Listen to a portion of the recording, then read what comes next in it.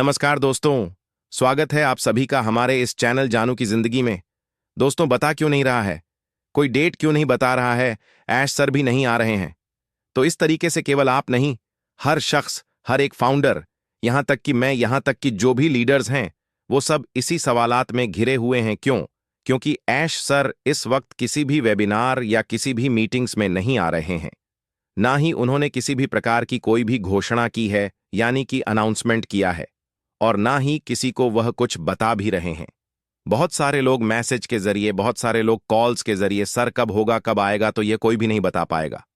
आप चाहे जिससे पूछ ले, वो अलग बात है कि कोई कह दे कि हाँ या अगले हफ्ते आ जाएगा, कोई बोल दे 15 दिन बाद आ जाएगा, कोई बोल देगा 4 दिन बाद। लेकिन यह बात सटीक नहीं है, परफेक्ट नहीं है, हकीकत नहीं है। ये केवल एक अंदाजा, एक गैस अंदाज के हिसाब से। अब परफेक्ट जो जानकारी कह रही है वह केवल सर ही दे पाएंगे कि हम कब क्या कर रहे हैं। पर यह है कि मामला बहुत ही गंभीर है। कभी भी कुछ भी हो सकता है। किसी न किसी चीज के जरिए ऐश सर हम लोगों तक मैसेज पहुंचाएंगे और हम उस पर कार्रवाई करेंगे। उसके बाद कल भी कुछ चीजें निकल करके आई हैं, जैसे कि मार्टी क्रिस्ट वेबिनार करते हैं, तो उन्होंने एक चीज ये जाहिर किया है और कुछ चीजों के बारे में बताया है, क्योंकि हमेशा की तरह कहा कि आपको केवल एक फाउंडरशिप खाते की जरूरत है। और मैंने सोचा कि अगर मेरे पास 4 फाउंडरशिप है तो मैं और कितना कुछ कर सकता हूं। यानी होता है ना कि एक रहेगा तो ये हो जाएगा, 4 रहेगा तो बहुत कुछ आएगा, है ना? इस तरीके का जहन लोगों ने ले भी रखा है। ऐसा नहीं है, 4-4-5 पर फाउंडरशिप ले रखा है, अपने नाम से, परिवार के, बच्चों के, भाई के, है ना? इसी तरीके से ले रखा है। उसी के बारे में ये बातें हो रही हैं, जिक्र कर रहे हैं। तो कितना कुछ कर सकता हूं, और मैं बहुत से लोगों को जानता हूं। इसके बारे में कहा गया, काफी लोगों को जानते हैं। बहुत सारे फाउंडर्स यानी खाते खरीदे मैंने, उन्होंने अपने बारे में जिक्र किया। मैंने और भी फाउंडरशिप ली, यानी और भी आईडी ली, जिसको कहते हैं। इससे सहमत नहीं हूं। मुझे लगता है कि मिस्टर ऐश फारे ने कहा कि एक है बहुत हो जाएगा, तो हम जिस तरह से चले। अब मैंने सुना है कि अरे, और जब मैंने यह सुना तो मैं हंसा, आप समझते हैं, और मैं जानता हूं कि मार्टी और कृष्ण भी समझते हैं कि यह परिवार कितना बड़ा है। लेकिन आप, मुझे कोई अंदाजा नहीं है, मुझे कोई अंदाजा नहीं है कि यह कहां जा रहा है। अगर यह हो जाता है तो कब, यह मुझे नहीं लगता है कि एम सफर होगा।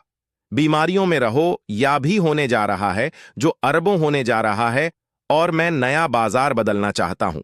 इसलिए मैं मार्टी और कृष्ण के लाइव पर आने का फैसला इसलिए किया क्योंकि ऐश सर ने कहा था कि समय पहले आपको वहां अपना चेहरा दिखाने की जरूरत थी। आपको लोगों को या जानने की जरूरत, यदि, यानी कि अगर वे आना चाहते हैं और आपकी संगति, यानी कि साथ में रहना चाहते हैं और आपकी हेल्प करना चाहते हैं, एक कंपनी के सीईओ और हमारे यकीन में रहें और हमें सब कुछ बता रहे हैं, फैमिली के हिसाब आपसे बिजनेस, और हमें अपडेट रखना ताकि वह आपके टाइम से टाइम निकाल सके।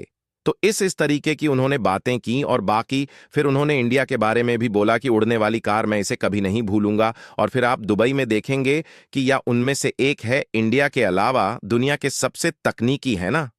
इसके बाद भारत, यानी कि इंडिया के साथ साथ सी देश अधिक तकनीकी स्तर पर उड़ान भरने वाले हैं। मैं देखना चाहता हूं कि ऐश के बेटे की एक कंपनी है जो उड़ती हुई कारें बेचती है।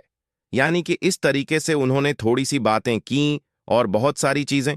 तो कुल मिलाकर के मामला यह था कि यह कुल मिलाकर के हम लोगों को एजे की पॉजिटिव करना, बात समझिए, हम लोगों के अंदर ऊर्जा भरना।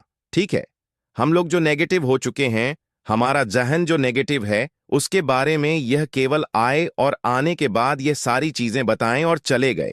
यानी कि यहां पे भी, इस वेबिनार में भी मैंने देखा, समझा, तो उसमें भी कोई इस चीज के बारे में खुलासा नहीं हो रहा है कि इस हफ्ते ऐश सर आएंगे या आने के बाद या अगले हफ्ते या कुछ भी। इस तरीके से कोई भी हिंट किसी भी वेबिनार में निकल नहीं रहा है।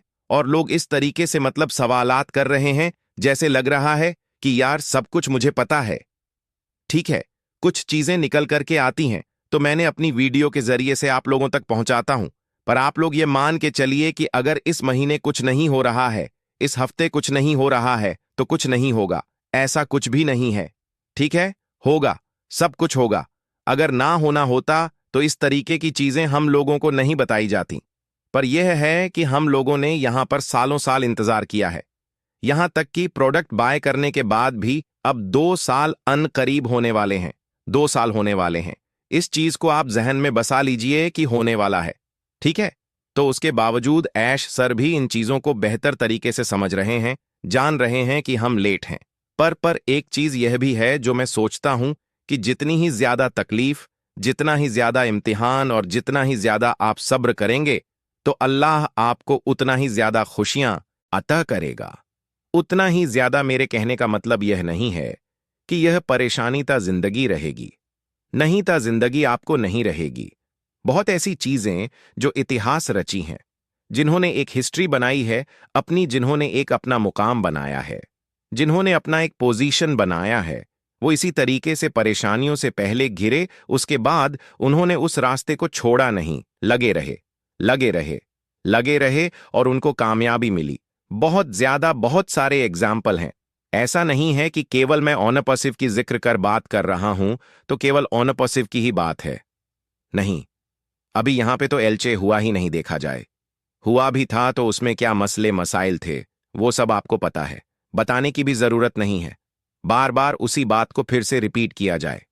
तो कहने का मकसद मेरा है केवल यह कि जितना ज्यादा हम सब्र करेंगे, जितना ज्यादा हम इन परेशानियों में घिरेंगे, उतनी ही बड़ी कामयाबी और उतनी ही बड़ी सफलता कामयाबी हमको मिलने वाली है। अब हम जब सालों साल इंतजार कर सकते हैं, है ना? 5 साल, 7 साल, 6 साल जो भी है, तो क्या 15 दिन, 1 महीने, 1.5 महीने या 2 महीने नहीं इंतजार कर सकते? जिस तरीके से ऐश सर ने 60 दिन का वक्त लिया था, वो गुजर चुका है। यह भी हम मानते हैं, बिल्कुल, क्योंकि जितनी तड़प आपको है उतनी तड़प मुझे भी है। इसमें कोई शक नहीं है। जितनी आपको जरूरत है उतनी मुझे भी जरूरत है। मेरा भी परिवार है, मेरा भी घर है, मेरा भी खर्चा है, ये आप समझ लीजिए। पर हम कर क्या सकते हैं? हम केवल, हमको ऐश सर ने वेट करने के लिए बोला है ना, कि हमको वहां पर बुलाया कि चलिए हम लोग उसमें कुछ काम करें, या हम चले तकनीकी, या हम लोग फिजिकली या किसी भी तरीके से वहां पे मेहनत करें। तो हमको एक आसान सा काम दिया गया है, जो है सब्र इंतहा इंतजार। पर यह भी हकीकत है कि ये भी जितने भी, खासकर जो हम लोग एशियाई कंट्री के लोग हैं, इंडिया के लोग हैं, या तमाम लोग, की इतना सब्र कभी नहीं किया गया है किसी भी कंपनी को लेकर या किसी भी काम को लेकर के।